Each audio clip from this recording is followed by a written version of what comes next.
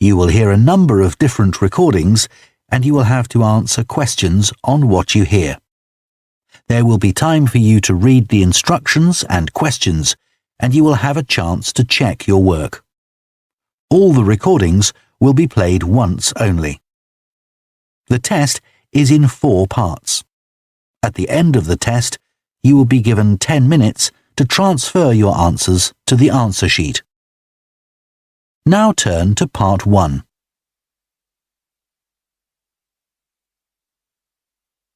Part 1. You will hear a man phoning to find out about some children's engineering workshops. First, you have some time to look at questions 1 to 3.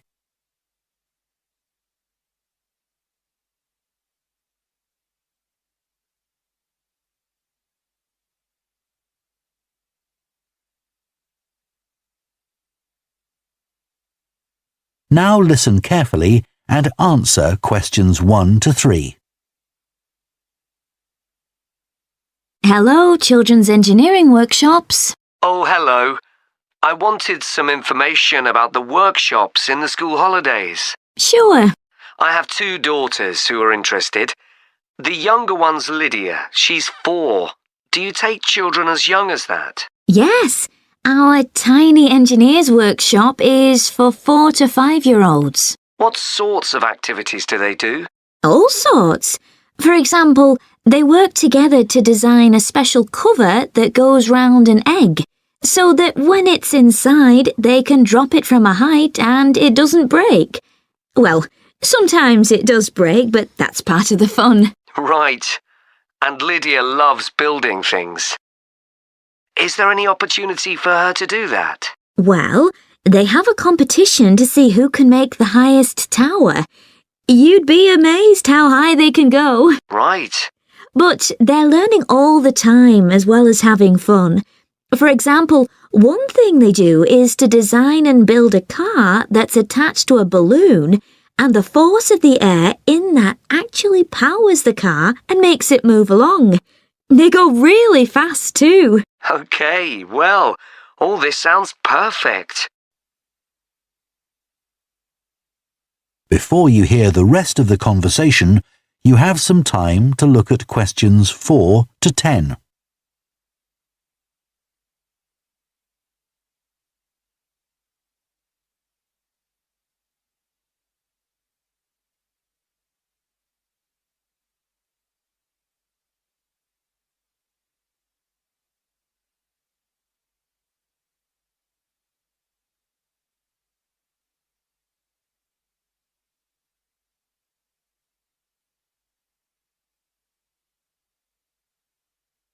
Now listen and answer questions 4 to 10. Now, Carly, that's my older daughter, has just had her 7th birthday.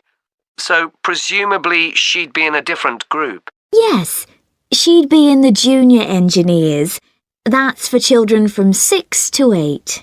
And do they do the same sorts of activities? Some are the same, but a bit more advanced. So they work out how to build model vehicles, things like cars and trucks, but also how to construct animals using the same sorts of material and technique. And then they learn how they can program them and make them move. So they learn a bit of coding? They do. They pick it up really quickly. We're there to help if they need it, but they learn from one another too. Right. And do they have competitions too? Yes. With the junior engineers, it's to use recycled materials like card and wood to build a bridge. And the longest one gets a prize. That sounds fun. I wouldn't mind doing that myself. Then they have something a bit different, which is to think up an idea for a 5-minute movie and then film it using special animation software. You'd be amazed what they come up with. And of course, that's something they can put on their phone and take home to show all their friends. Exactly. And then they also build a robot in the shape of a human, and they decorate it and program it so that it can move its arms and legs. Perfect. So is it the same price as the tiny engineers? It's just a bit more, £50 for the 5 weeks. And are the classes on a Monday too? They used to be, but we found it didn't give our staff enough time to clear up after the first workshop, so we moved them to Wednesdays. The classes are held in the morning from 10 to 11. OK, that's better for me actually. And what about the location? Where exactly are the workshops held? They're in Building 10A. There's a big sign on the door. You can't miss it. And that's in Fradston Industrial Estate. Sorry? Fradston. That's F-R-A-D-S-T-O-N-E.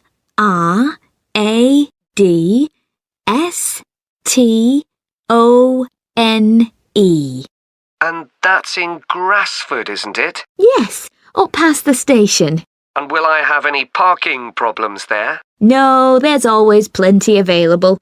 So, would you like to enrol Lydia and Carly now? OK. So, can I have your full name and... That is the end of Part 1. You now have half a minute to check your answers to Part 1.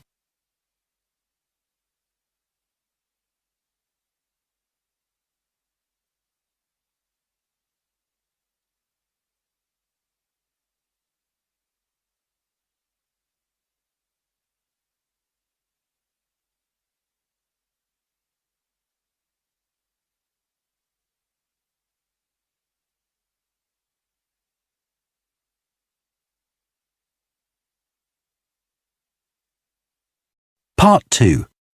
You will hear the managing director of a company called Stevenson's welcoming a group of work experience students. First, you have some time to look at questions 11 to 14.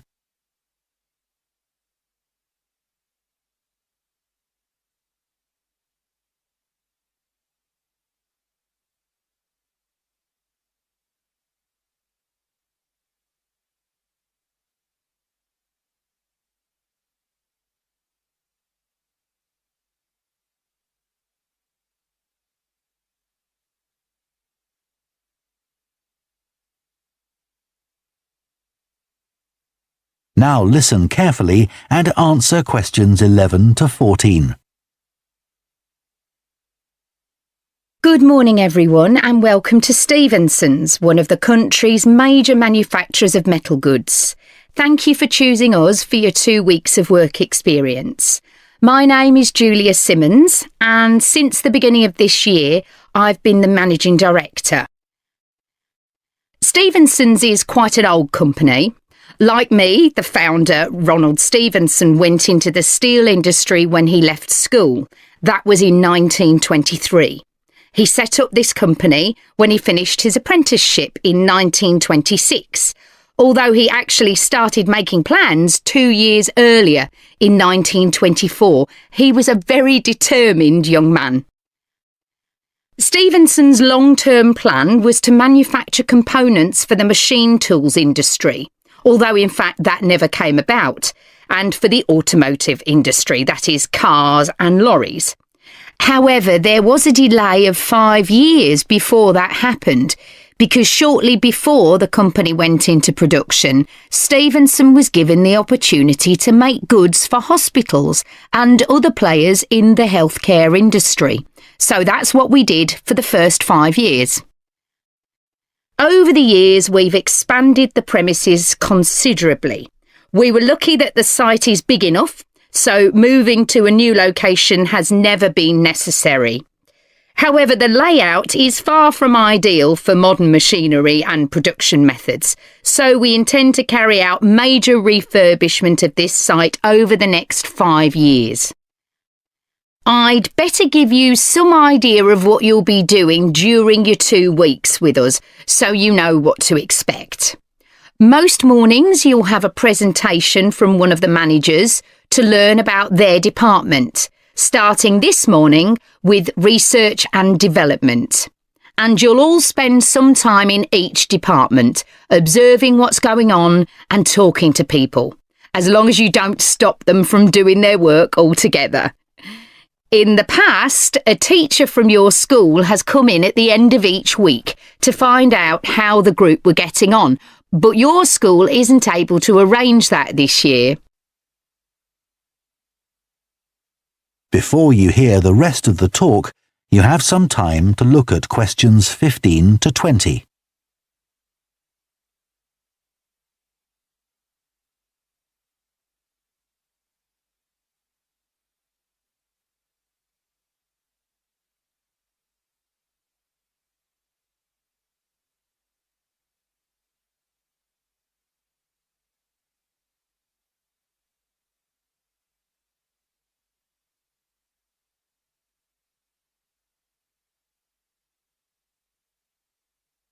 Now listen and answer questions 15 to 20. OK, now I'll briefly help you to orientate yourselves around the site. As you can see, we're in the reception area, which we try to make attractive and welcoming to visitors. There's a corridor running left from here, and if you go along that, the door facing you at the end is the entrance to the coffee room. This looks out onto the main road on one side and some trees on the other, and that'll be where you meet each morning. The factory is the very big room on the far side of the site. Next to it is the warehouse, which can be accessed by lorries going up the road to the turning area at the end. You can get to the warehouse by crossing to the far side of the courtyard, and then the door is on your right. Somewhere you'll be keen to find is the staff canteen. This is right next to reception. I can confidently say that the food's very good, but the view isn't. The windows on one side look onto a corridor and courtyard, which aren't very attractive at all, and on the other onto the access road, which isn't much better. You'll be using the meeting room quite often, and you'll find it by walking along the corridor to the left of the courtyard and continuing along it to the end. The meeting room is the last one on the right, and I'm afraid there's no natural daylight in the room. Then you'll need to know where some of the offices are. The Human Resources Department is at the front of this building. So you head to the left along the corridor from reception, and it's the second room you come to. It looks out onto the main road. And finally, the boardroom, where you'll be meeting sometimes. That has quite a pleasant view, as it looks out onto the trees. Go along the corridor past the courtyard, right to the end. The boardroom is on the left, next to the factory. OK, now, are there any questions before we move?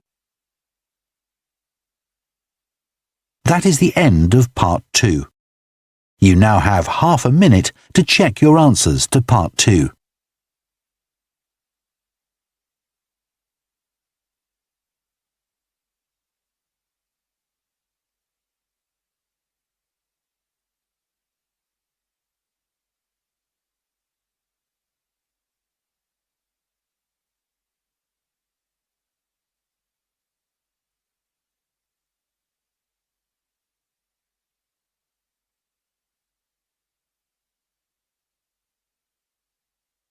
Part 3.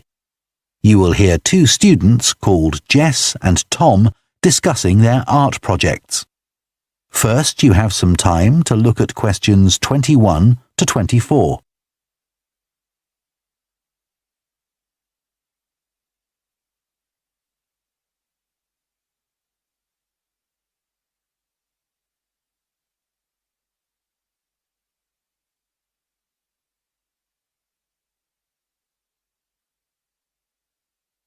Now listen carefully and answer questions 21 to 24. How are you getting on with your art project, Tom? OK. They gave us the theme of birds to base our project on, and I'm not really all that interested in wildlife, but I'm starting to get into it. I've pretty well finished the introductory stage. So have I.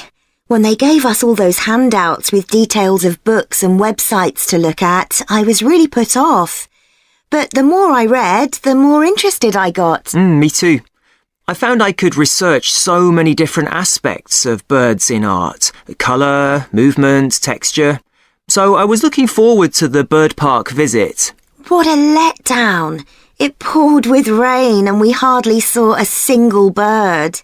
Much less use than the trip to the Natural History Museum. Yeah. I liked all the stuff about evolution there. The workshop sessions with Dr. Fletcher were good too, especially the brainstorming sessions. I missed those because I was ill. I wish we could have seen the projects last year's students did. I suppose they want us to do our own thing, not copy. Have you drafted your proposal yet? Yes, but I haven't handed it in. I need to amend some parts. I've realised the notes from my research are almost all just descriptions. I haven't actually evaluated anything, so I'll have to fix that. Oh, I didn't know we had to do that. I'll have to look at that too. Did you do a timeline for the project? Yes, and a mind map. Yeah, so did I. I quite enjoyed that. But it was hard having to explain the basis for my decisions in my action plan. What? You know, give a rationale. I didn't realise we had to do that. OK, I can add it now. And I've done the video diary presentation and worked out what I want my outcome to be in the project. Someone told me it's best not to be too precise about your actual outcome at this stage, so you have more scope to explore your ideas later on. So I'm going to go back to my proposal to make it a bit more vague. Really? OK, I'll change that too then. Before you hear the rest of the discussion, you have some time to look at questions 25 to 30.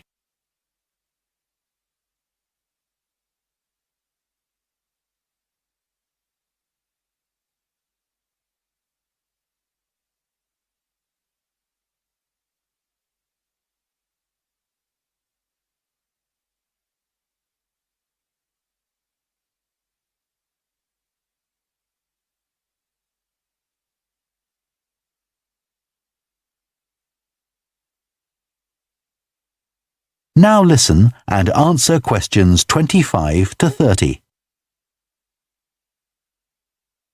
One part of the project I'm unsure about is where we choose some paintings of birds and say what they mean to us. Like, I chose a painting of a falcon by Landseer. I like it because the bird's standing there with his head turned to one side, but he seems to be staring straight at you. But I can't just say it's a bit scary, can I? You could talk about the possible danger suggested by the bird's look. Oh, OK. There's a picture of a fishhawk by Audubon I like. It's swooping over the water with a fish in its talons and with great black wings which take up most of the picture. So you could discuss it in relation to predators and food chains? Well, actually, I think I'll concentrate on the impression of rapid motion it gives. Right. Do you know that picture of a kingfisher by Van Gogh? It's perching on a reed growing near a stream. Yes, it's got these beautiful blue and red and black shades. I've actually chosen it because I saw a real kingfisher once when I was little. I was out walking with my grandfather and I've never forgotten it. Oh, so we can use a personal link? Sure. OK. There's a portrait called William Wells. I can't remember the artist, but it's a middle-aged man who's just shot a bird. And his expression and the way he's holding the bird in his hand suggests he's not sure about what he's done. To me, it's about how ambiguous people are in the way they exploit the natural world. Interesting. There's Gauguin's picture via a Matty. He did it in Tahiti. It's a woman with a white bird behind her that is eating a lizard. And what I'm interested in is what idea this bird refers to. Apparently, it's a reference to the never-ending cycle of existence. Wow. I chose a portrait of a little boy, Giovanni de' Medici. He's holding a tiny bird in one fist. I like the way he's holding it carefully so he doesn't hurt it. Oh, right. That is the end of Part 3. You now have half a minute to check your answers to Part 3.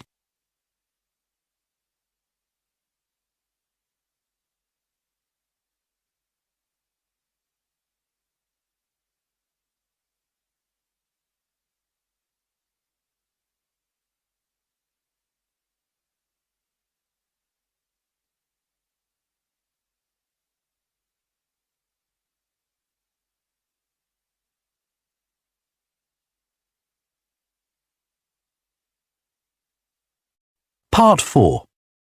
You will hear a professor of philosophy giving a talk on the ancient philosophy of Stoicism. First, you have some time to look at questions 31 to 40.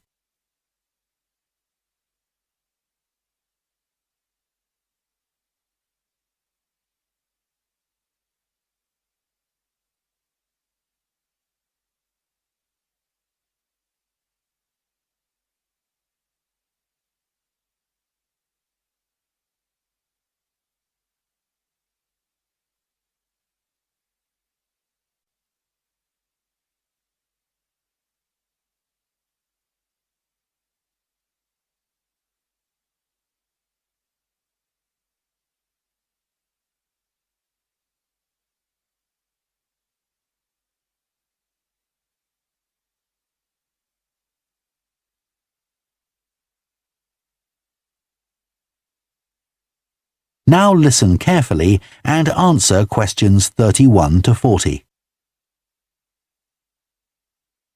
Ancient philosophy is not just about talking or lecturing or even reading long, dense books. In fact, it is something people have used throughout history to solve their problems and to achieve their greatest triumphs. Specifically, I am referring to Stoicism, which in my opinion is the most practical of all philosophies and therefore the most appealing. Stoicism was founded in ancient Greece by Zeno of Citium in the early 3rd century BC, but was practiced by the likes of Epictetus, Cato, Seneca, and Marcus Aurelius. Amazingly, we still have access to these ideas, despite the fact that the most famous Stoics never wrote anything down for publication. Cato definitely didn't. Marcus Aurelius never intended his meditations to be anything but personal. Seneca's letters were, well, letters, and Epictetus's thoughts come to us by way of a note-taking student. Stoic principles were based on the idea that its followers could have an unshakable happiness in this life, and the key to achieving this was virtue. The road to virtue, in turn, lay in understanding that destructive emotions like anger and jealousy are under our conscious control. They don't have to control us, because we can learn to control them. In the words of Epictetus, external events I cannot control, but the choices I make with regard to them, I do control. The modern-day philosopher and writer Nassim Nicholas Taleb defines a Stoic as someone who has a different perspective on experiences which most of us would see as wholly negative. A Stoic transforms fear into caution, pain into transformation, mistakes into initiation, and desire into undertaking. Using this definition as a model, we can see that throughout the centuries, Stoicism has been practiced in more recent history by kings, presidents, artists, writers, and entrepreneurs.